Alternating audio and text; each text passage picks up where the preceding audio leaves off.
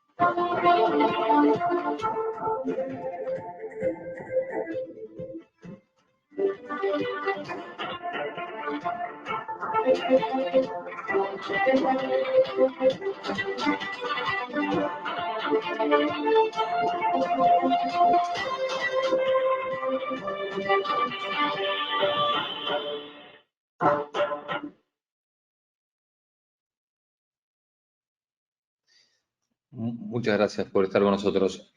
Para comenzar, quería comentarles cuál es la historia de la compañía. Como habrán visto en el video, la compañía no solamente representa las propiedades más importantes del mundo, sino que también la compañía nace como una casa de subastas en 1744 en Londres y hoy por hoy es la compañía más importante en la industria con 6 billones de ventas anuales. Hay 9 lugares físicos donde se realizan las subastas y 75 oficinas de representación en el mundo donde los clientes pueden acercarse a presentar los productos que van a ser subastados luego en las casas de subastas. Pero más recientemente, la compañía desarrolló una plataforma online muy significativa para productos de menor valor, como por ejemplo la nueva colección de relojes, la nueva colección de joyas que están subastando, tiene un volumen en e-commerce que es muy importante. Y recientemente también la compañía adquirió la compañía que se llama RMs, que es era una casa de subastas de autos antiguos de lujo, que ahora es parte también del grupo. Pero recién fue en el año 1976 cuando la compañía lanzó la división de bienes raíces, en la cual hoy el volumen de ventas del año pasado alcanzó los 114 billones de dólares anuales, lo cual la posiciona como la compañía número 1 a nivel transaccional a nivel mundial, con una presencia en 70 países, con más de 1000 oficinas y 23.000 agentes de ventas.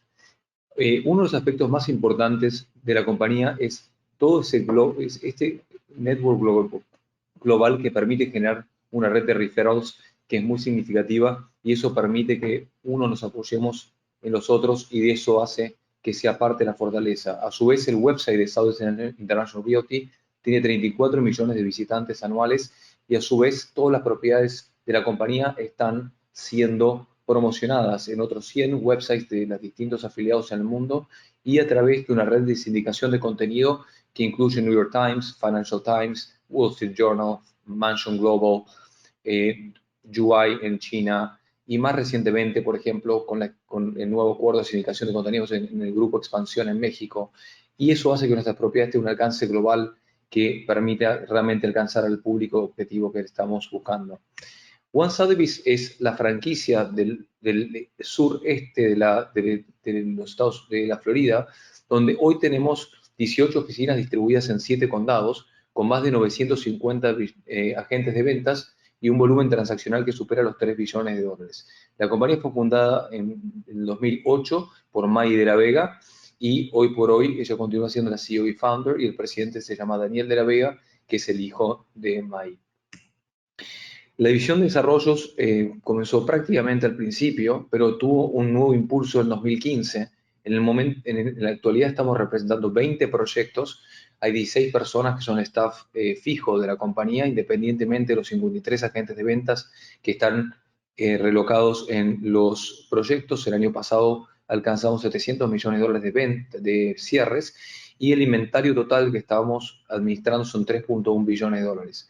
Tenemos uno de los volúmenes más altos por transacción en el mercado, con 1.9 millones de dólares y prácticamente unos 10.000 dólares por metro cuadrado por unidad.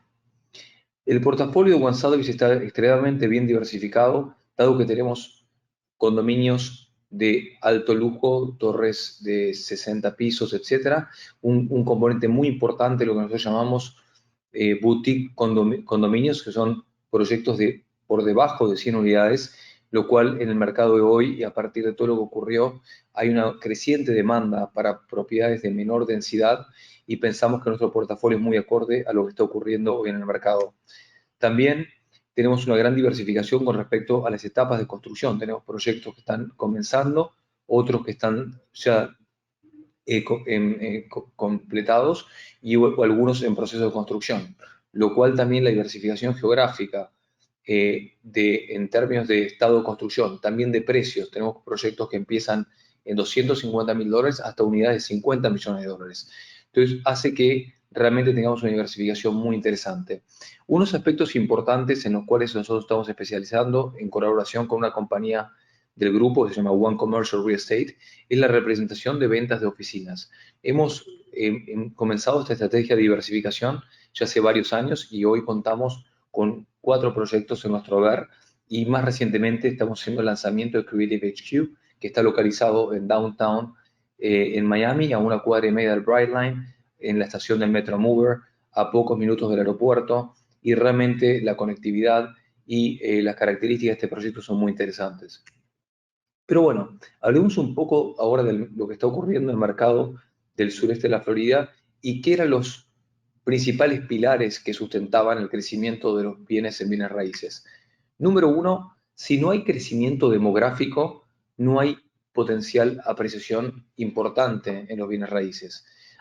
El segundo punto, tiene que haber un crecimiento de turismo, porque de cierta forma toda la gente que llega a visitar la ciudad es como si estuviéramos en un shopping center que viene a ver distintos productos de bienes raíces, y cuando más gente llega a ese shopping center que se llama la ciudad, eso hace que la gente pueda tener exposición a estos productos, y por lo tanto va generando una demanda futura de futuros compradores, ya sea como segundas residencias, como una propiedad para retirarse, o inclusive para relocalizar las familias y que se transforme en una primera residencia. Entonces nosotros vemos el turismo como un lead indicator de potenciales compradores a futuro. El tercer aspecto que es importante es que haya un crecimiento del empleo y de los salarios. Y esto está ocurriendo en la ciudad por una gran expansión de la infraestructura y una relocalización de las compañías al sur de la Florida por factores que vamos a estar viendo en unos minutos.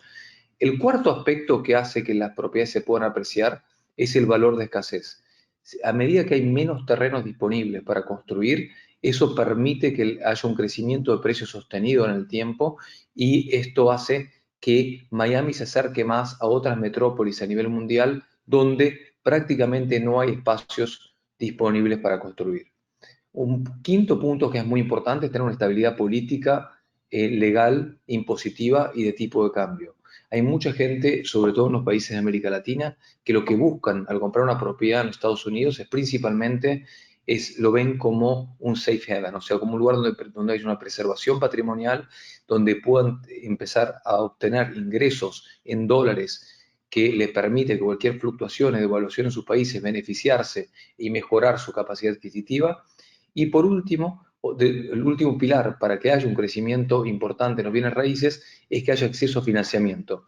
El acceso a financiamiento es lo que permite crear lo que se llama un apalancamiento financiero, dado que la gente solamente pone el depósito, pero la revalorización del activo en el tiempo es sobre el valor total de la propiedad. Entonces, imaginémonos que alguien puso solamente un 20% de depósito y la propiedad se aprecia en un 20%, eso representa sobre la inversión inicial un 100% de retorno. Obviamente esto es un ejemplo básico para que la gente entienda.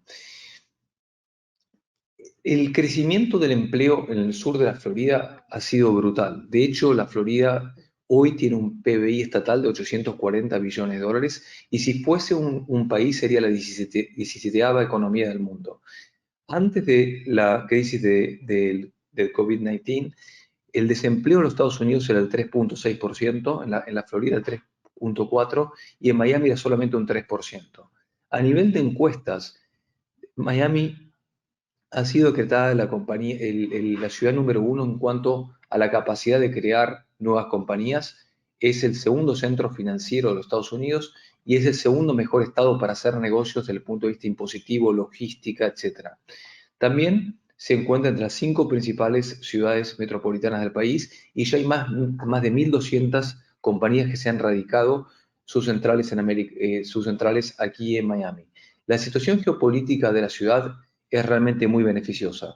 Vemos compañías americanas que quieren acercarse a América Latina y al Caribe y implantan sus headquarters para la región en el sureste de la Florida. Vemos las compañías europeas que están llegando a los Estados Unidos y que quieren atingir todas las Américas, lo cual geopolíticamente hablando, Miami es un punto central y obviamente representa unas ventajas logísticas muy importantes, y compañías de América Latina que quieren penetrar en el mercado americano, que lo hacen principalmente de la Florida por afinidad cultural, costo y obviamente calidad de vida. Pero para que haya un crecimiento sostenido de la red empresarial, tiene que haber una inversión en la infraestructura local que acompañe y que promueva ese crecimiento empresarial.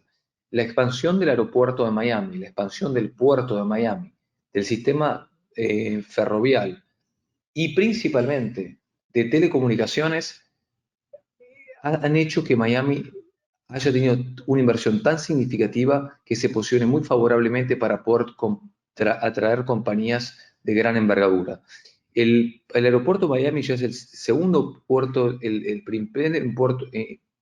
primer aeropuerto de ingreso de carga internacional de Estados Unidos y el segundo de pasajeros. El puerto de Miami es el puerto de aguas profundas más cerca de Asia, donde los famosos barcos post-Panamax pasan por la expansión del canal de Panamá, llegan a Miami, que el puerto funciona como una zona franca, se redistribuye la mercadería a América Latina, África, Nordeste, Estados Unidos y Europa, y esto ha hecho que represente más de 220 billones de dólares de ingresos a la ciudad gracias al puerto de Miami. También tenemos el crecimiento de la energía solar como principal atractivo de la región en energías alternativas. Vemos una gran expansión de la red vial para poder transportar toda la mercadería que llega al aeropuerto de Miami y hay mucha gente que no sabe que la red ferrovial es muy atractiva, dado que alcanza el 70% del territorio nacional en 3 días, con la excepción de Alaska. Esto permite realmente que la redistribución y la logística de la ciudad sea muy importante. Pero uno de los factores más interesantes para atraer compañías de alto valor agregado y donde empiezan a haber salarios más elevados es la infraestructura de telecomunicaciones. En el centro de Downtown Miami existe lo que se llama el NAP of Americas, que es el hub de Internet para América Latina, lo cual eso posiciona a Miami entre las 5 ciudades con mayor velocidad de Internet en todo el mundo. Y esto es exactamente lo que atrae el crecimiento que están viendo en pantalla de la industria de tecnología, con un 33%, de la aviación, 19%, todo lo que tiene que ver con banca y finanzas, todos esos sectores que son sectores que pagan significativamente salarios más importantes, también en la industria de la salud, es un cambio totalmente del perfil sociodemográfico de la ciudad. Tenemos que recordar que la Florida surge como un estado agrícola, recién en los años 30 empieza a ser una opción con la llegada del aire acondicionado como un lugar de turismo. En los 80 empiezan a hacer la banca internacional, que fue de cierta forma apalancada por los narcodólares, y recién en los 90 se empieza a ver una diversificación del tejido de servicios y empresarial que va incorporando cada vez más industrias de valor agregado, y eso va cambiando el perfil socioeconómico de la ciudad. Como ya les comenté, Miami es el segundo centro financiero de los Estados Unidos, con una presencia de los principales bancos nacionales, pero más interesante es la presencia de los bancos internacionales, ya sea como el Banco de Brasil, el BCI de Chile, el Santander de España, etc. Todos estos bancos, al margen de estar ofreciendo servicios de banca privada y de banca local, muchos de ellos también han tomado dentro de su oferta de productos lo que es la estructuración de préstamos hipotecarios, donde la evaluación del riesgo crediticio se incluyen las filiales locales por el conocimiento y la trayectoria que ya tienen de los clientes, lo cual permite que sea mucho más rápido y expeditivo el alcance de estos préstamos para compradores internacionales. Hoy por hoy, el valor de lo que se llama el loan to value, que es el valor del préstamo sobre el valor de compra, hoy es prácticamente un 65%, las tasas están rondando entre 4,5 y 5,5 dependiendo de los bancos, pero es verdad que en los últimos días ha caído la oferta para compradores internacionales debido a la actual situación, pero esperamos que se restablezcan, sobre todo sobre el final del segundo trimestre y en el tercer trimestre de este año. Como hablamos, para que haya un crecimiento de los valores de bienes raíces tiene que haber un crecimiento demográfico. Y la buena noticia es que Florida es el estado que más está captando inmigrantes por año, con 902 personas por día, lo cual prácticamente son 330.000 personas al año que están inmigrando al estado. La población en la actualidad es de 21,5 millones de habitantes, se estima que para el 2040 sean 26 millones, y para nosotros es importante destacar que el 55% de la expansión de toda esta población está en el área que nosotros representamos, que es el sureste de los estados de la Florida. Este gráfico es muy representativo porque uno puede ver cuáles son los estados que están perdiendo población y cuáles son los que están ganando población. Hacia la izquierda, el estado de la Florida es el que más está captando inmigración, seguido por el estado de Texas y luego por Arizona, y vemos que hay una distribución bastante simétrica entre lo que es la inmigración doméstica e internacional. En el caso opuesto, vemos como Nueva York, California, Illinois y Massachusetts son los estados que más están perdiendo población, y principalmente esto ocurre porque son estados donde las estructuras impositivas no son atractivos. Este cuadro, que lo acaba de publicar el New York Times, es muy representativo para ver a dónde la gente de New York decidió salir a pasar la cuarentena en el COVID-19, al margen de la gente que fue a las ciudades aledañas de la ciudad de Nueva York, su principal destino ha sido el sureste de la Florida. Hemos visto un pico en la cantidad de cambios del domicilio en el sistema de correos de Estados Unidos, y hay una tendencia creciente de compradores domésticos que están buscando a Florida como principal opción, principalmente por una cuestión económica. Este gráfico, este cuadro le estoy presentando, lo que intenta demostrar es ver tanto cómo la estructura impositiva para las personas como para las corporaciones es extremadamente más favorable que otros estados o ciudades como Nueva York, Los Ángeles y Chicago.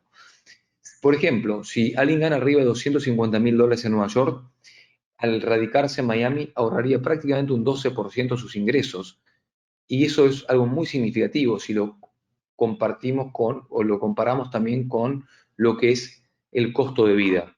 Miami no tiene impuestos estatales ni municipales como otras ciudades, sino que solamente se pagan los impuestos federales. A nivel corporativo, también hay unas ventajas importantes de radicar las compañías en el sur de la Florida, y principalmente por tres razones. No solamente que la estructura impositiva es más baja, sino que los salarios son más bajos en comparación al nordeste, y tercero, es el costo de las oficinas también es más bajo. O sea, lo cual en un contexto donde la estructura de costos empieza a ser cada vez más importante, la Florida va a continuar beneficiándose con inmigración, no solamente de las personas, sino de las compañías.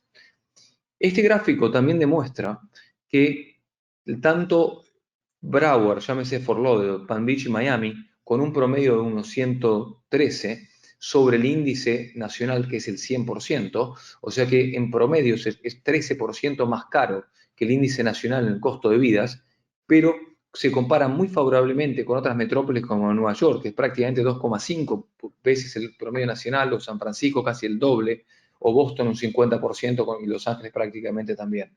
Entonces hay mucha gente que no solamente se beneficia al llegar a la Florida e inmigrar hacia aquí por los impuestos, como ya hablamos, sino también por el costo de vida, mejorando lo que es el ingreso disponible para las personas y mejorando las tasas de ahorro.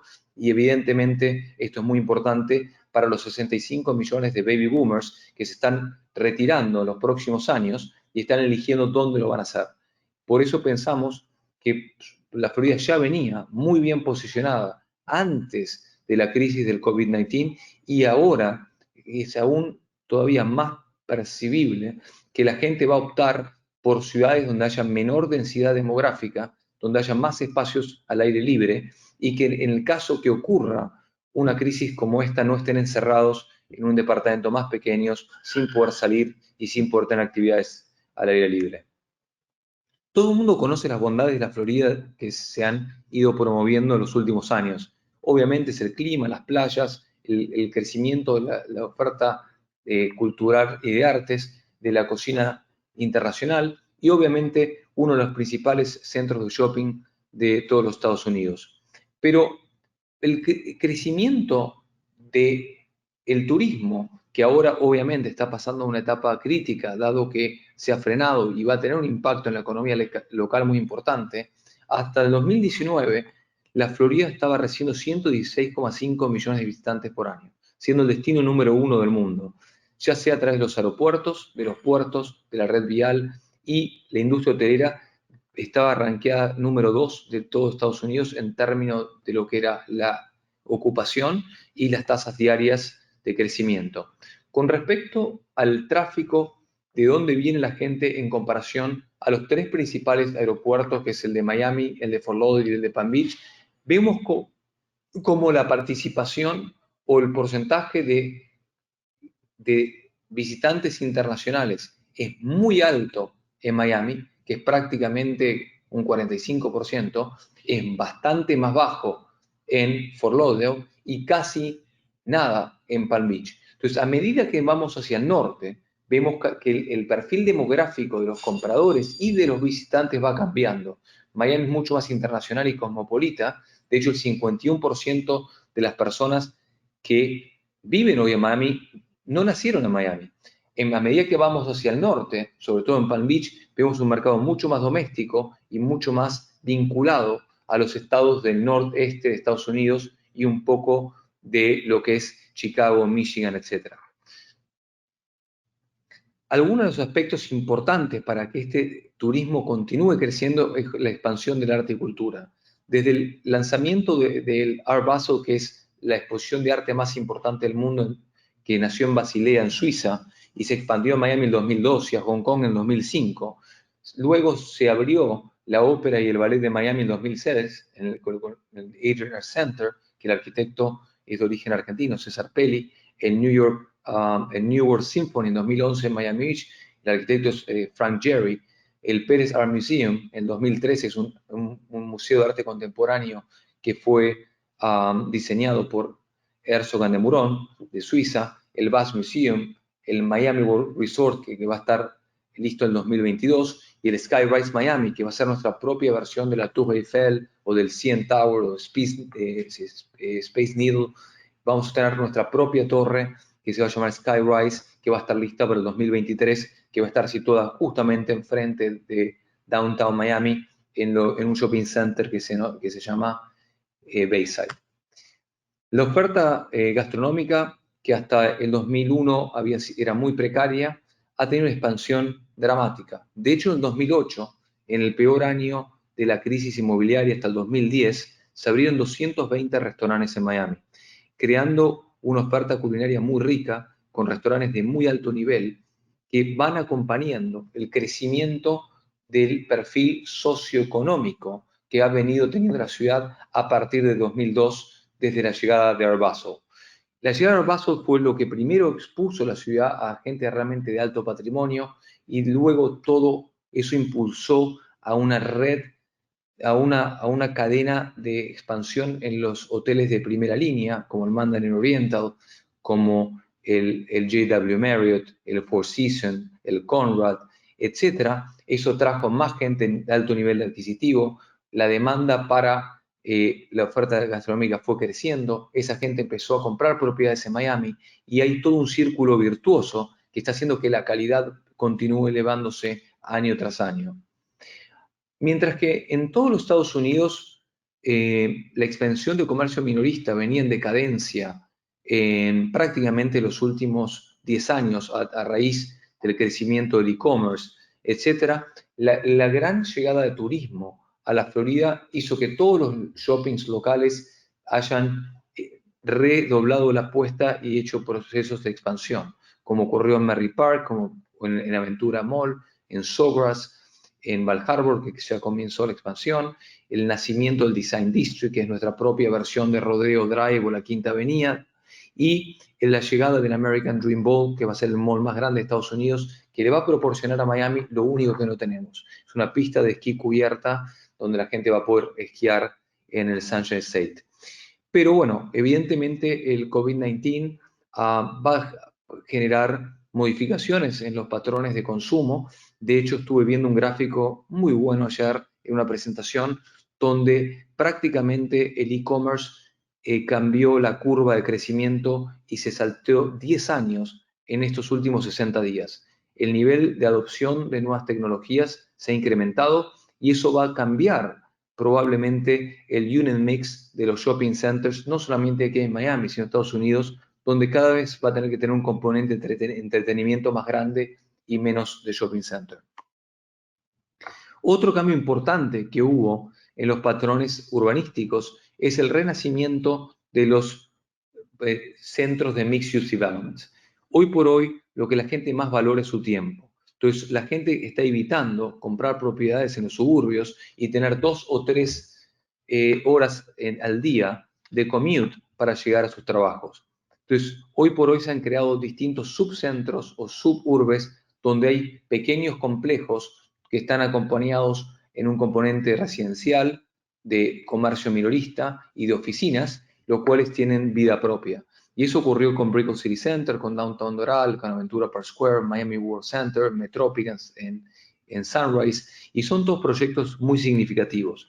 Nosotros pensamos que esto también va a continuar, pero ahora a una velocidad más baja, porque la gente va a estar a partir de esto, o por lo menos en el corto plazo, buscando propiedades donde tengan menor densidad y probablemente los proyectos de casas, single family homes, como dicen aquí, los townhomes y los boutique condominiums, hoy por hoy sean más deseables. Por lo menos en los 6 o 12 meses pensamos que esa tendencia va a continuar a raíz del COVID-19.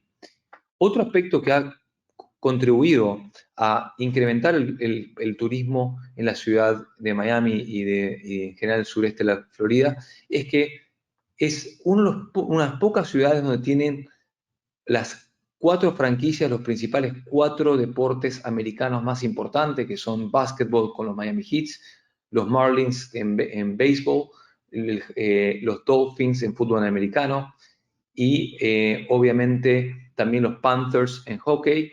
Y también tenemos 2 torneos anuales muy importantes, que es el PGA Tour en Miami, que es de golf, el Tennis Open, el Miami Open de tenis, y ahora está llegando la Fórmula 1 y está llegando el equipo de fútbol de David Beckham, que en MLS, en la liga de soccer, que dicen acá que es el fútbol para nosotros en América Latina. Y es importante destacar que David Beckham acaba de comprar el penthouse de una de las propiedades que nosotros estamos comercializando, que es 1000 Museum. A su vez, la gente continúa llegando porque hay una mejora en los rankings de las universidades locales. University of Miami continúa aumentando los rankings, FIU también está mejorando en los rankings y en la calidad educativa, pero también están llegando instituciones de alto renombre a nivel nacional, como por ejemplo Kellogg University, que instauró en Coral Gables el MBA, el ejecutivo que está rankeado número 1 en Estados Unidos para la parte internacional.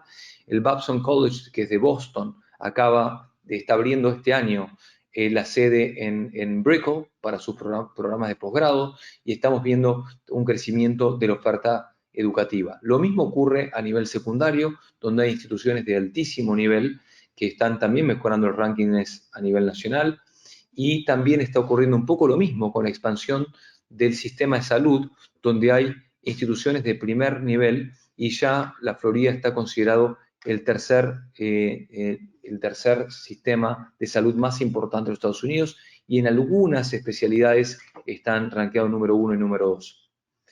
Otra de las características que nos caracteriza es que la llegada de los principales arquitectos a nivel mundial, ya sean internacionales, europeos, como Arsen de Meuron, como Rem Koolhaas, Norman Foster, etcétera, Zaha Hadid, de origen iraquí, latinoamericanos como Carlos Sot, César Pelli, Viñoli, y obviamente americanos, Richard Mayer, Frank Gehry, etcétera, han todos dejado una huella en la ciudad, y Miami se va a transformar en un museo del siglo XXI. Nosotros pensamos que esto va a continuar generando un atractivo para la industria de bienes raíces y también para la industria de turismo. Otra de las características de los bienes raíces en Miami es que hoy por hoy somos la capital de residencias vinculadas a marcas a nivel mundial. Inicialmente, los proyectos que han estado vinculando a marcas inicialmente fueron vinculados a la hotelería, como las residencias de Ritz-Carlton, de Four Seasons, de St. Regis, Auberge, W, Conrad. Pronto se va a lanzar el World of Astoria, etc. Luego fueron lanzándose marcas vinculadas a la industria de la moda, como Armani y Fendi, y más recientemente los proyectos de Porsche y Aston Martin vinculados a la industria automotriz. Eso es un factor bastante local, se repite un poco en Dubái y a menor medida en otras metrópolis a nivel internacional, pero Miami definitivamente ha sido la industria de bienes raíces más vinculada a marcas. Y esto tiene que ver con qué tipo de compradores tenemos. Hay muchos compradores latinoamericanos que son bastante aficionados a estas marcas, y ha favorecido la selección de las mismas. Bueno, vamos a pasar un poco a la parte más económica. En los Estados Unidos, hoy por hoy, hemos venido teniendo un crecimiento prácticamente de 5 años ininterrumpido del Producto Bruto Interno, pero en el primer trimestre de este año ya vimos en marzo una retracción de lo que fue vinculado al COVID-19, y en el segundo trimestre estamos esperando una caída del PBI que, según los analistas, va a oscilar entre el 12 y un 28%. Que es el gap es grande. Nuestra estimación interna que va a estar cerca del 22%. Luego va a haber una caída leve o una leve recuperación en el tercer trimestre, una recuperación más rápida en el cuarto, y el 2021 una recuperación mucho más rápida. Lo cual pensamos que esto es importante destacar, que esto es una recesión con forma de V, pero una V un poco más extendida. No va a ser una V perfecta, sino que algunos segmentos van a tener una caída más a largo plazo, dado que está cambiando la estructura de consumo y los patrones de consumo en los Estados Unidos, y hay algunas pequeñas compañías que van a tener muchas dificultades para poder restablecer sus negocios. Por ejemplo, el día de hoy, Victoria's Secret anunció que va a cerrar 250 locales en los Estados Unidos y en Canadá. Y hay pequeñas industrias locales que se estima que un 30% el negocio minorista local no va a poder restablecerse luego de esta crisis. Ahora, lo que está ocurriendo y lo que es difícil de prever es que el impulso y el paquete fiscal y monetario, la expansión monetaria que está impulsando el gobierno americano, va a, por suerte, mitigar gran parte de los impactos negativos de esta crisis, y probablemente es como que le va a dar un nuevo aire y que la recuperación va a ser más rápida.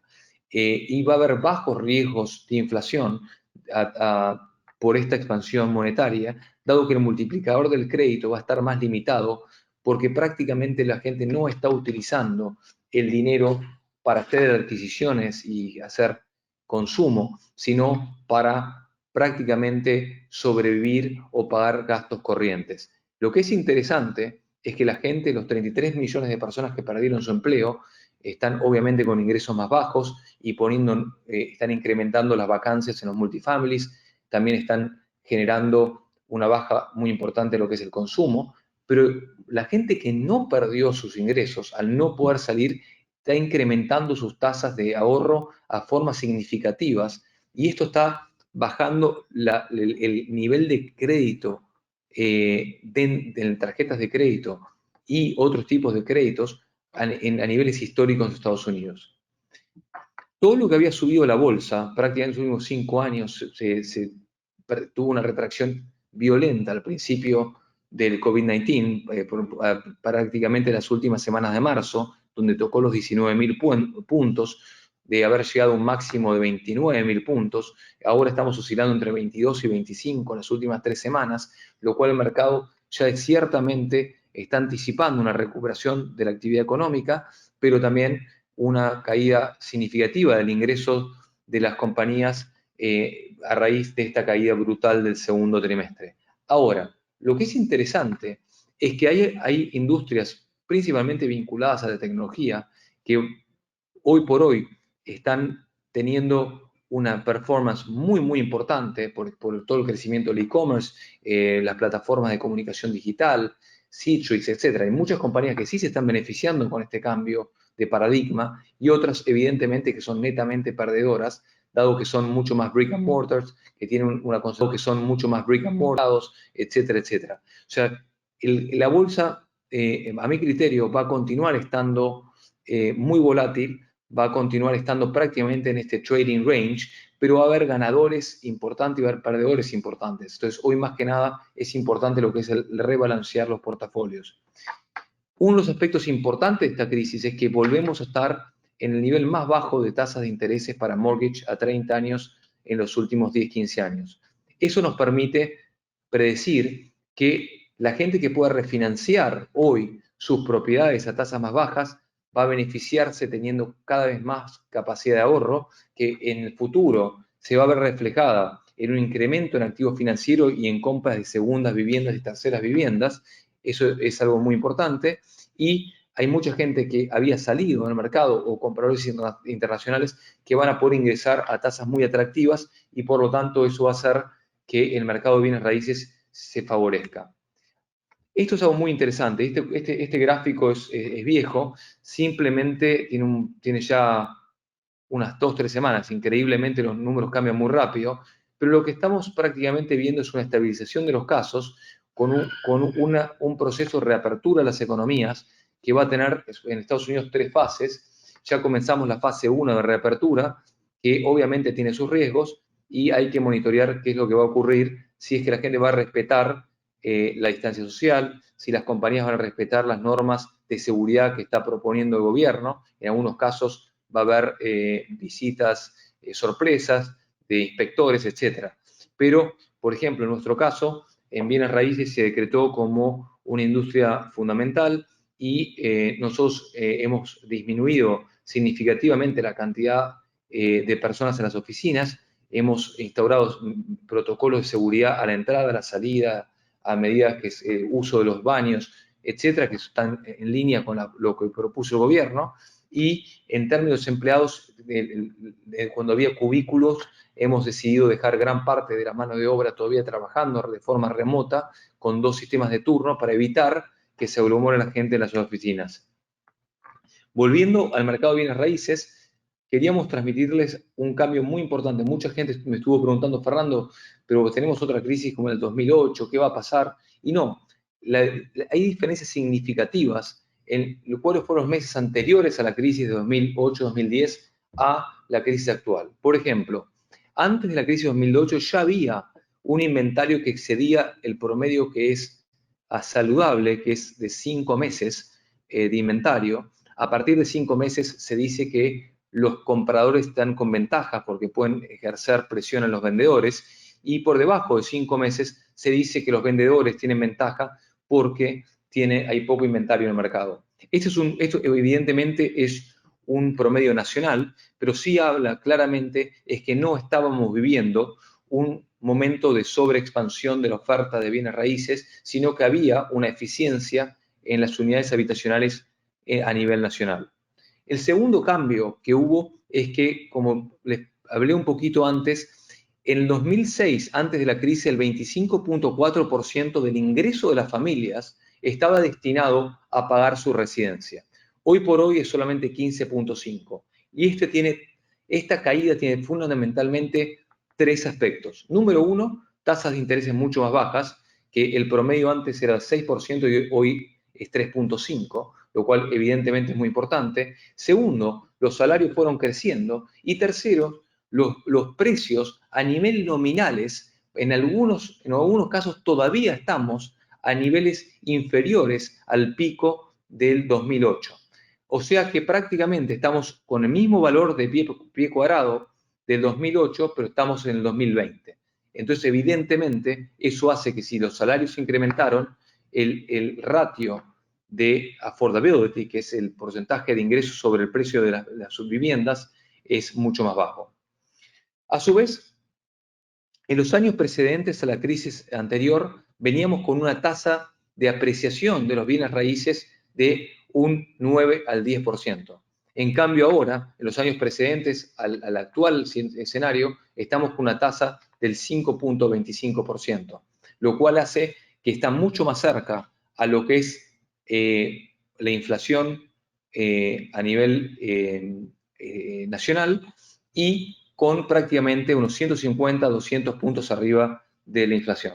Pero este gráfico les explica la cantidad de oferta crediticia que había cuando fue la famosa burbuja del 2008-2010.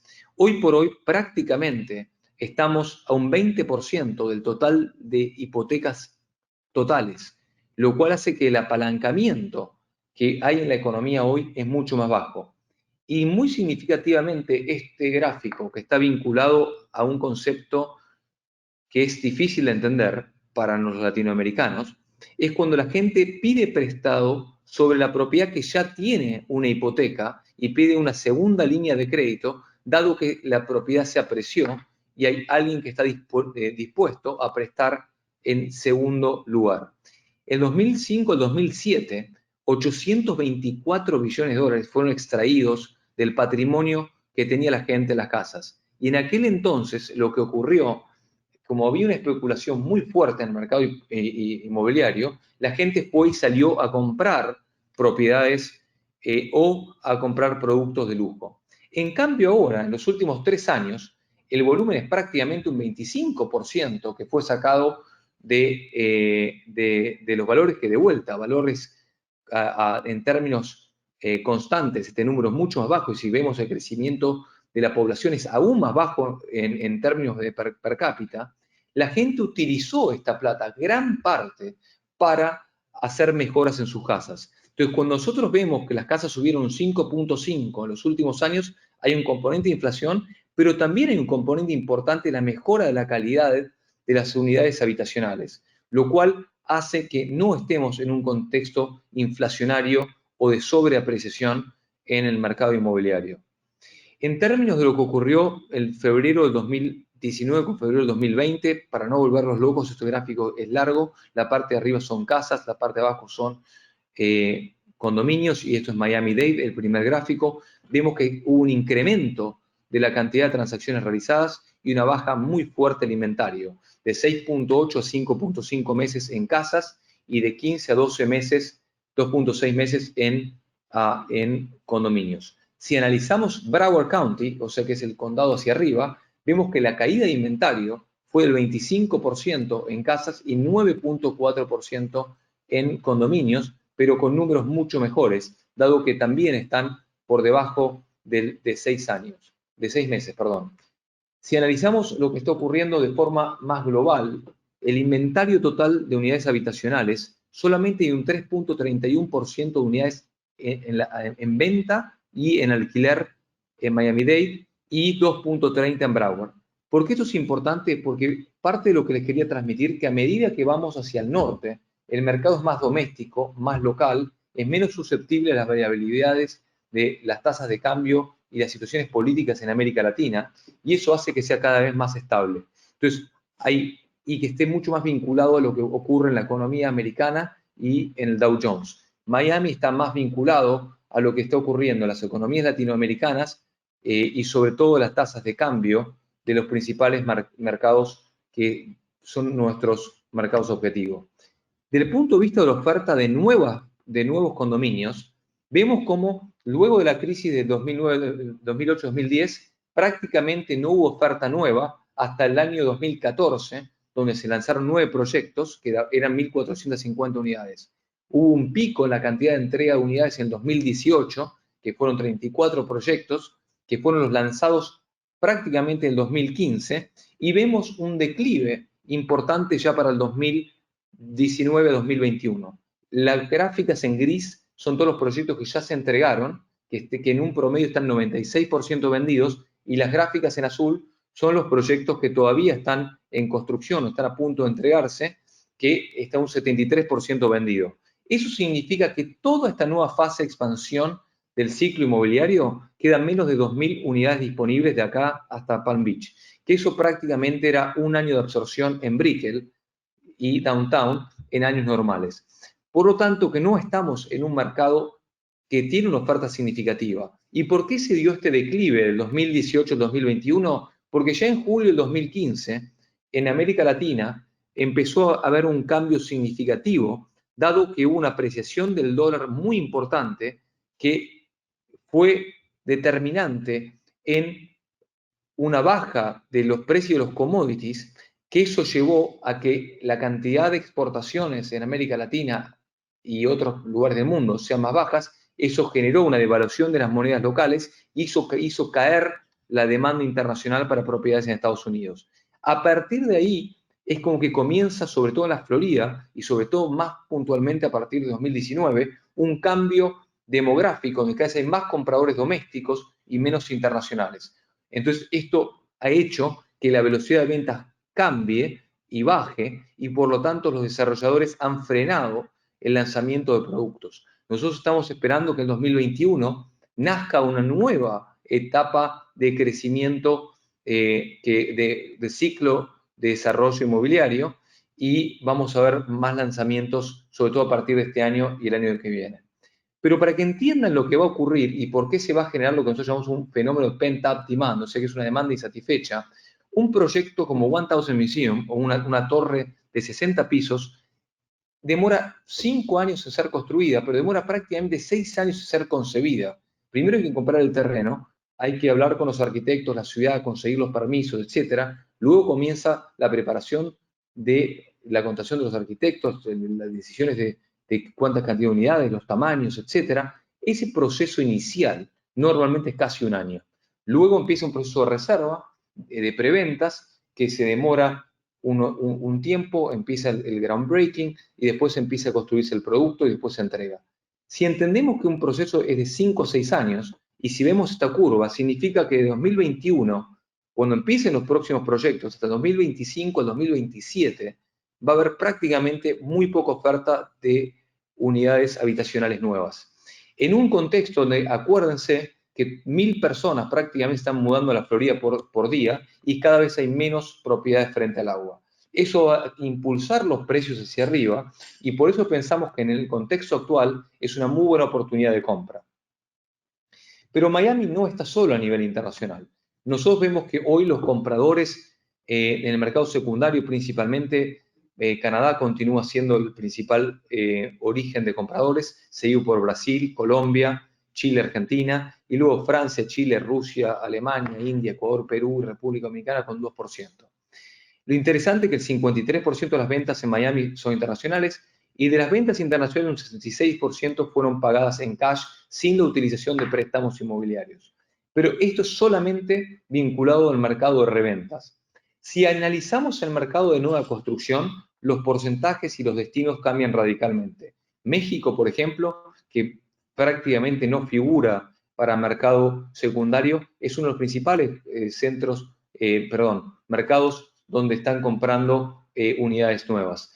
Y Colombia no es el 7%, Argentina sube, Brasil sube, México sube muchísimo, Canadá baja, y hay, por ejemplo, Chile es un mercado emergente muy importante junto con Perú en cantidad de compradores internacionales, y a partir que vayamos abriendo los vuelos directos hacia Asia, vamos a ver cómo todo el mercado asiático va a comenzar a mirar a Miami con ojos muy atractivos. A nivel de tipo de cambio, esos son prácticamente el sistema de evaluación que hubo en las principales monedas de los feeder markets que compra Miami, lo cual sí, el mercado internacional perdió capacidad de compra, y por eso les decíamos que la velocidad de absorción ha bajado y que gran parte ha sido reemplazada por el mercado doméstico. A nivel del crecimiento de dónde está la gente que tiene un network arriba de 5 millones de dólares en el mundo, vemos que los Estados Unidos es el 39.2% de la población, Norteamérica, incluyendo Canadá. Latinoamérica es solo el 2.8% del mapa, Europa es el 25.4%, Asia es el 27.1%. Y luego, obviamente, lo que es el Middle East, 2.8%, o África, 0.9%. Las características principales de América Latina, África y Middle East, y justamente Oceanía, es que hay una altísima concentración de la riqueza en la parte más alta de la pirámide demográfica. En cambio, en Norteamérica, Europa y Asia, la distribución, por más que hay una altísima concentración, el 1%, el 1%, es mucho más dispersa. Esto está cambiando radicalmente cómo nosotros, como compañía de distribución, hacemos negocios. ¿Por qué vamos a invertir un montón de dinero para atingir a muchísimos países en distintos idiomas que tienen solamente el 2.8% de la población que nosotros necesitamos, cuando tenemos el 40% de la población que está en Estados Unidos? Eso ha hecho que las compañías de cierta forma hayan dejado de lado América Latina como principal comprador de bienes raíces y que se estén focalizando en los principales estados de los Estados Unidos. Y está funcionando muy bien, sobre todo a raíz de los cambios en la estructura impositiva. Algo que quería mencionarles y que siempre me atrajo muchísimo, tuve la posibilidad de viajar mucho en mi vida, y cuando visité Asia y estuve en Hong Kong, en Singapur y obviamente New York, Londres, París, digo, ¿por qué hay tanta diferencia de precios entre las ciudades?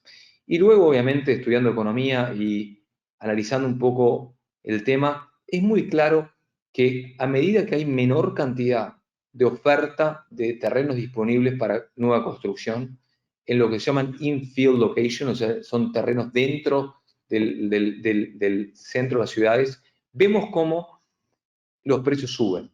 Si nosotros vamos a Londres, París, las restricciones de zonings y el tamaño de las ciudades hacen prácticamente imposible hacer un edificio de muchas unidades, y entonces la oferta de nuevas unidades es prácticamente inexistente. New York todavía existen compras de derechos de aire y hay todavía algunos, obviamente, disponibilidad para hacer nueva construcción, pero también es limitada. Hong Kong y Singapur, sin embargo, vemos que hay una restricción geográfica. Hong Kong está la montaña y está el agua, y realmente el porcentaje realmente desarrollable en Hong Kong es muy bajo. Eso ha impulsado que los precios sean uno de los más altos del mundo. Singapur, a una menor medida también. Pero ¿qué tiene Miami que es muy similar a Hong Kong, Singapur o New York? Es una ciudad donde concentra el comercio exterior con una región, tiene un principal aeropuerto, un puerto, una cantidad de expatriados significativa y un centro financiero que domina la región. Entonces, Hong Kong domina cierta parte de Asia, que es el sur, el South Pacific. Singapur es más la parte sur, y Miami controla prácticamente el Caribe, Centroamérica y América Latina.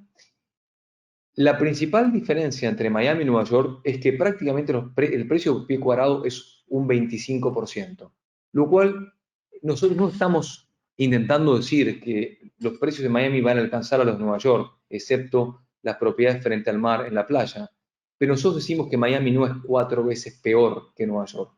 A medida que los terrenos disponibles frente a la bahía y en el océano empiecen a ser más escasos, vamos a ver una apreciación muy rápida de los productos que tengan vistas al agua y acceso directo al agua, y vamos a ver que Miami va a tener 3 niveles de precios. Las propiedades que están frente al mar, que van a variar entre $10.000 y $30.000 el metro, las que están sobre la bahía, que van a estar entre $7.000 a $13.000 el metro, y las que están dentro del principal corredor urbano, que van a estar alrededor de $6.500 el metro.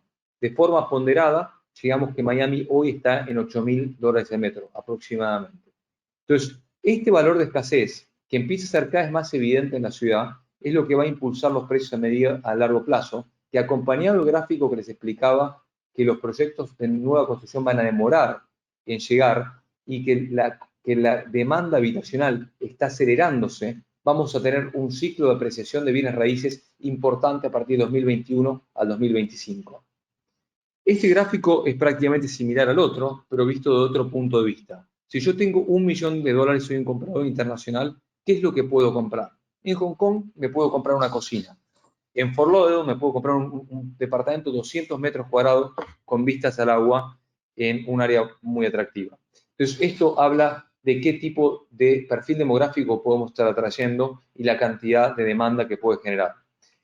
Otro aspecto que va a cambiar radicalmente la redistribución de los compradores internacionales es una tendencia creciente de los gobiernos locales a imponer impuestos sobre la compra a los extranjeros. Vemos que el principal mercado que ha impuesto tasas altas es Canadá, que ya Vancouver en realidad es 25%, Toronto es un 15%, Reino Unido es 15%, España ya está en el 14%, Hong Kong 15% y Sydney o Australia 8%. ¿Por qué piensan que estos son los destinos donde han impuesto impuestos a los extranjeros? Esto tiene un factor común que es muy importante, y es los compradores de China. China es el mayor exportador de compradores de bienes raíces a nivel del mundo, con un volumen que para cualquier ciudad es imparable. Esa demanda internacional lo que hace es incrementar rápidamente los valores de los inmuebles locales, desplazando a los compradores locales que sus salarios no pueden subir al mismo ritmo que están subiendo los inmuebles. Entonces los gobiernos, para poder proteger a sus ciudadanos, están intentando restringir la demanda internacional y por eso están imponiendo impuestos de entrada.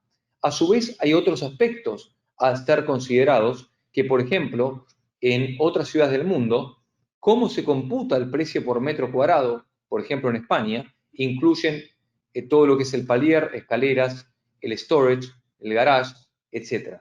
Entonces hace que artificialmente un departamento 150 metros cuadrados en teoría, en realidad tiene 110 metros disponibles, lo cual refleja artificialmente un valor de 7.000 euros en metro cuadrado, cuando en realidad el valor equivalente a una propiedad en Miami, que solamente se computa el área bajo acondicionado, es prácticamente un 40% de diferencia. A su vez, en América Latina y en otros lugares del mundo, las terrazas o los balcones se computan a un 50% de metros que se adjuntan al total de los metros cuadrados para calcular el precio por metro cuadrado. En cambio, de nuevo, la ciudad de Miami es solamente el aire, es la superficie bajo aire acondicionado. En Toronto y en Europa, los parkings o las plazas de garage se venden separadas, mientras que en Miami están incluidas. Entonces, hay dos aspectos diferenciales que hacen que los valores en nuestro mercado sean mucho más bajos de lo que se percibe de forma sin un análisis profundo. Número uno es que nadie está sumando el costo de ingreso a otros mercados con los impuestos de entrada. Segundo, la gente no está comparando bien las manzanas y las peras, dado que el precio por metro cuadrado, si se actualiza por áreas comunes, storage o lo que es, por ejemplo, los garajes, hacen que seamos aún mucho más baratos. Por eso pensamos que Miami, con un impuesto de entrada del 0.6 o inclusive Nueva York de 3.9, va, a medida que lleguen los vuelos directos a Miami, va a haber una comparación y va a haber un crecimiento muy fuerte de la demanda internacional. Por último, el panorama geopolítico internacional es muy volátil. Vemos como España ha tenido prácticamente 3 elecciones en los últimos 2 años, donde el signo de gobierno ha migrado hacia la izquierda, y hay gran temor que sigan los pasos de Francia, imponiendo impuestos a los ultramillonarios, y eso va a hacer que haya un desplazamiento de la sociedad, de la parte más alta de la sociedad, hacia otros destinos donde las estructuras impositivas sean más favorables. Italia, por primera vez, la extrema derecha y la extrema izquierda tienen algo en común. Ambos quieren salirse de la Comunidad Europea. El Reino Unido, una pérdida de identidad importante con la salida de la Comunidad Europea, con una salida muy importante de algunas corporaciones que tenían sus headquarters en Londres para Europa, y una salida de expatriados significativa hacia Europa, de cierta forma mermando parte del mercado inmobiliario local, y obviamente con una debilidad de la libra esterlina que es históricamente no común.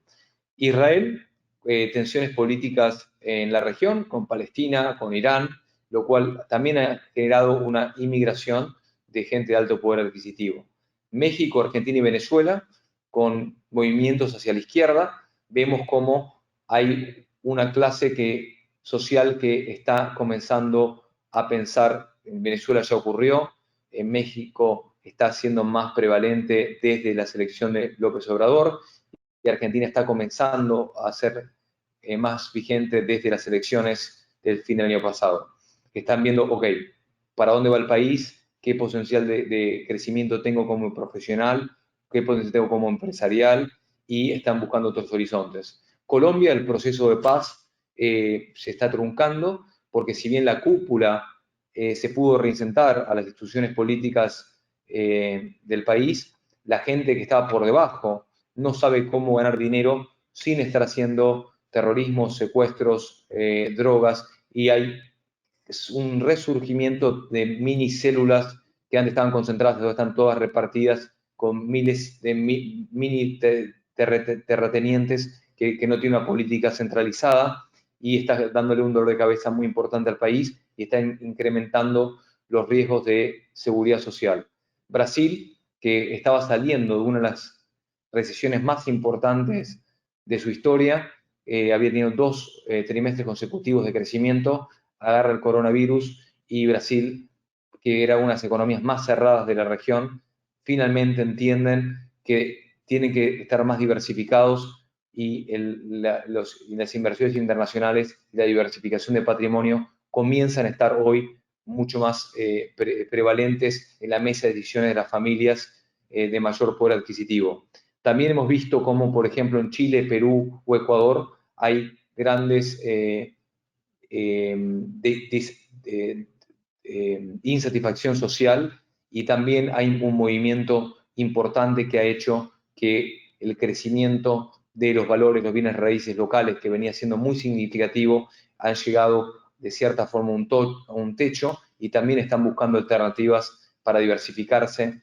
Y dentro de todo este gran, complejo mapa geopolítico, Estados Unidos continúa siendo un lugar de reserva de valor, de reserva patrimonial, con una moneda fuerte que continúa siendo una moneda de referencia, y cada vez que cualquier país se resfría, Estados Unidos se beneficia en términos de lo que es fuga de capitales, ya sea para el mercado financiero o para el mercado de bienes raíces. Con esto quería agradecerles, espero que les haya sido interesante la presentación, espero que haya una sesión de preguntas. Ahí están los datos nuestros para que estemos conectados, y con esto queríamos abrir la sesión de preguntas. Muchas gracias a todos.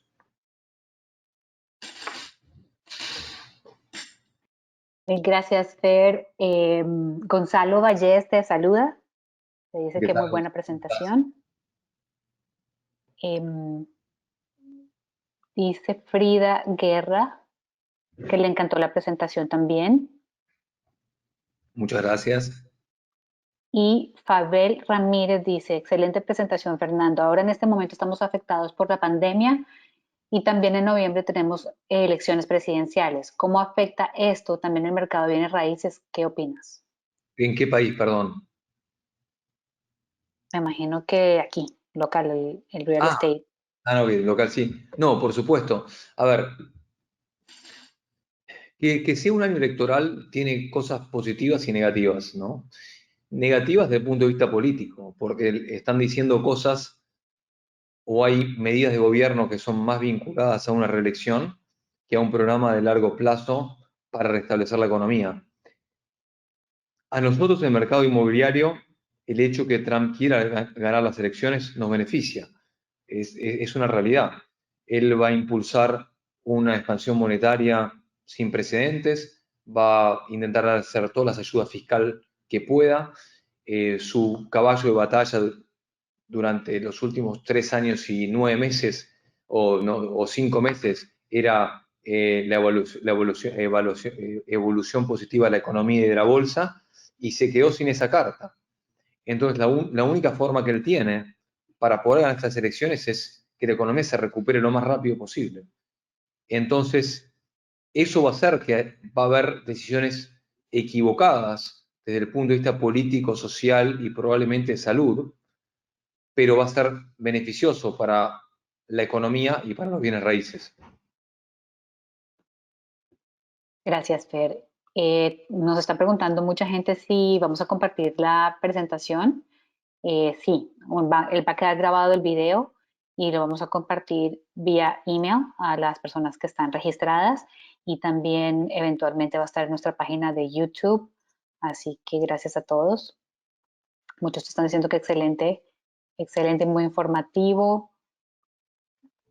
Em, Dice que sí, que el webinar quede grabado.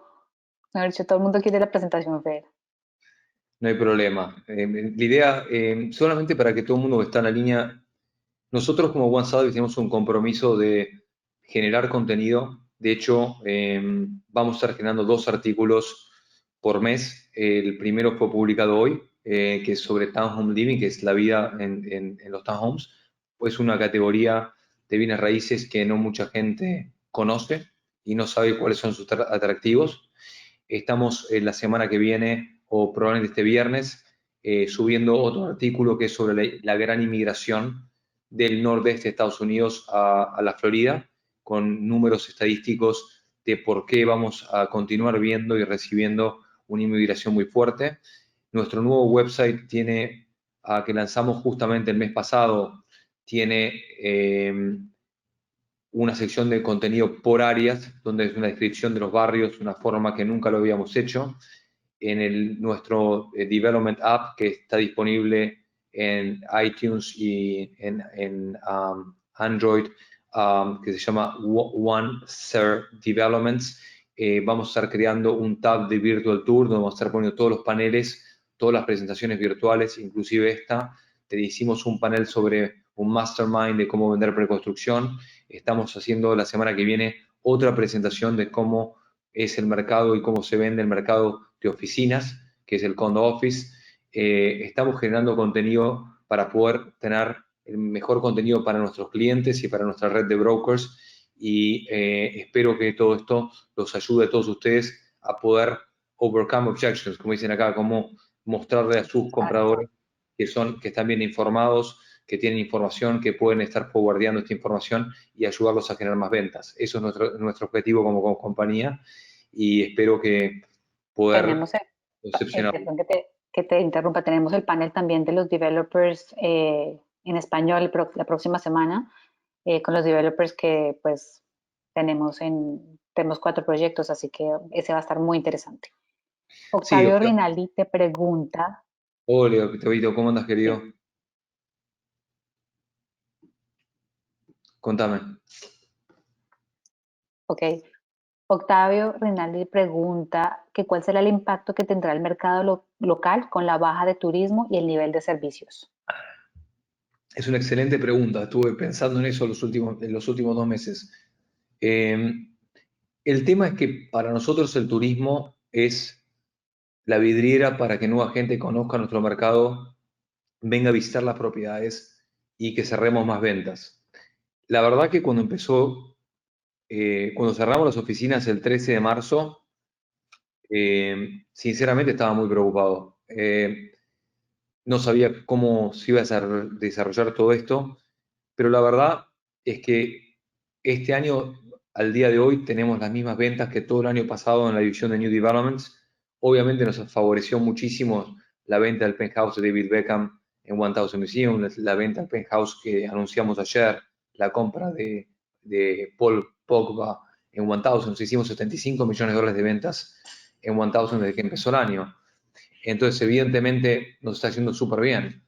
Como compañía crecimos mucho, como veníamos hablando, con el nuevo website, con la nueva plataforma digital de New Developments, con el Virtual Room, con la parte de contenidos, con artículos. Entonces, yo creo que a nivel internacional nos va a pegar mal, pero creo que a nivel nacional y doméstico lo estoy viendo con las ventas que estamos haciendo en mercados que para ustedes no son tan conocidos como el Treasure Coast, en 8050 Blue Ocean, que es una propiedad espectacular en Vero Beach. Vemos que el mercado de Chicago está que arde. En nuestro website estamos 200% arriba del tráfico de Chicago, estamos 75% arriba en Boston. Washington DC también, un 57-58%. Entonces, creo que esto nos va a favorecer, pero sí creo que a todos los que están más vinculados al negocio internacional va a entorpecer la venta y la va a dilatar. Lo bueno es que ya prácticamente las compañías de títulos y todos ya buscaron una fórmula para poder hacer los cierres y hacer todo el proceso de forma virtual. Pero, por ejemplo, una cosa importante para vos, Gonzalo, en México, en nuestro website el 40% del tráfico internacional en los últimos 60 días fue México. Entonces, realmente pienso que vamos a tener buenas noticias, pero el proceso de ventas creo que va a ser distinto. Va a estar la gente que ya conocía, ya había venido y ¿sabes qué? Voy a mover ficha ahora, pero los que están todavía en un proceso más inicial de la compra y que no conocen también la ciudad y no conocen también los productos, creo que van a demorarse esas ventas para el 2021, cuando la gente se sienta un poquito más cómoda viajando de vuelta. Esa es mi impresión. Gracias, Fernando. Nuestro queridísimo Leonardo Cole te pregunta, ¿cómo ves el futuro de los precios? El futuro de los precios veo que en el corto plazo la oferta y la demanda no están teniendo el mismo comportamiento. Los vendedores quieren seguir defendiendo los precios antes de COVID-19 y los compradores, principalmente los internacionales, están intentando tienen en la cabeza que van a llegar y que van a poner una oferta baja y que se la van a aceptar. Entonces, dependiendo de la necesidad de cada uno de los desarrolladores o los vendedores individuales, hay transacciones que se están transando en precios por debajo del asking price. Pero hay gente que no necesita vender y está defendiendo los precios y está bien, estarán vendiendo más lento, pero el mercado no está muerto, eso es lo que quiero decir. Entonces, ¿hay una mini corrección ahora por esta situación? Sí, por supuesto que la hay. Y sobre todo hay una percepción psicológica de parte de los compradores que es más fuerte que la realidad. Y por eso nosotros como compañía o como industria, lo que tenemos que transmitir es justamente con datos, explicarle a la gente que si vienen con una oferta con 10% bajo, que quizás no es realista, porque el mercado, estamos con una caída de inventario en el mercado de reventa, estamos con una caída brutal de inventario en el mercado de nuevas residencias, una demanda del nordeste de Estados Unidos que es brutal. Entonces, pero la gente todavía no lo está viendo. Entonces, el problema es que hoy la curva de la oferta y la demanda no se está tocando y va a ser el trabajo de los brokers intentar acercar las puntas para que exista una transacción. Y creo que en este momento, en el COVID-19, todos vamos a perder algo. Ya sea algunos vamos a perder parte del salario, o los desarrolladores van a tener que dejar algo de plata en la mesa, a veces los brokers van a tener que contribuir con parte de las comisiones para poder cerrar el deal. Y hasta que se normalice el mercado, creo que esa es nuestra nueva realidad. Creo que los deals van a ser sucios, van a requerir mucho más trabajo. Y ahí es donde está nuestra inteligencia emocional e intentar ser lo más profesionales posible para ir acercando las puntas y llegar a la transacción.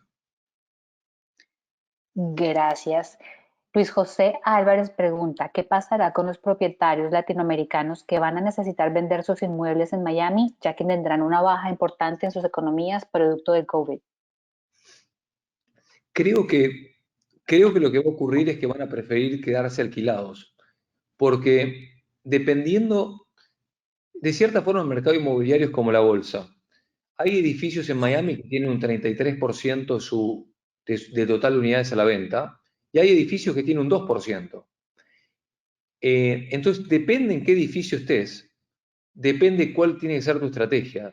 Si vos hoy querés, no quiero hablar de ningún edificio porque no quiero hablar mal de ningún producto en particular, pero si vos estás en un producto donde hay 33% de unidades a la venta, es mejor que la alquiles, que pagues tus gastos y que flotes esa unidad, que intentar competir con 33% de las unidades en inventario y que termines teniendo un precio de venta poco atractivo. Ahora, también tenemos que ser honestos que para muchos de nuestros compradores latinoamericanos, el que compró con un real a 1.6 o un real a 2.3, no le importa perder 10-15% en el valor de venta, del valor de adquisición, porque lo que está ganando en metros cuadrados locales o en capacidad de compra en su negocio principal en su país, le puede ser mucho más beneficioso que esa potencial pérdida que pueda hacer.